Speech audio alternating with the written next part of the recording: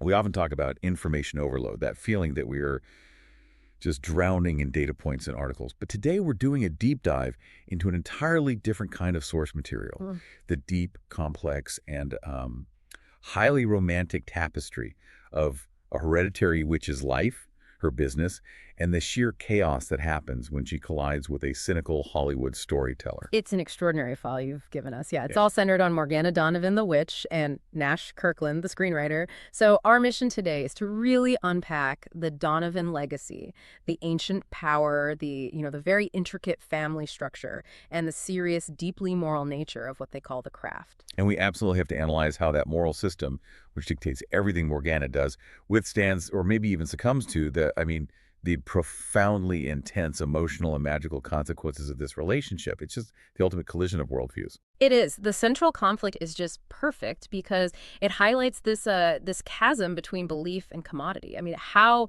does a powerful hereditary witch rooted in ancient Celtic heritage and dedicated to the absolute rule of "and it harm none," The core ethic, the right? absolute core ethic of their tradition, how does she deal with a man who sees her extraordinary gifts as nothing more than profitable stories and, well, disposable entertainment? He literally researches this stuff, vampires, werewolves, goblins, not because he believes in any of it. He does it because he knows it sells tickets.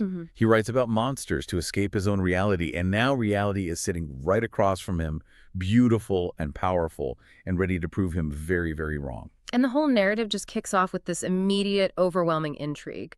Morgana's birth wasn't just a biological event, it was a seismic, magical, and symbolic occurrence. We learned she was born the night the ancient sacred witch tree fell, right there on the Monterey coast. The source material gives us such a visceral, almost shocking description of that moment. It says she was born, and immediately, with her very first breath, she tasted the power, the richness of it, and the bitterness.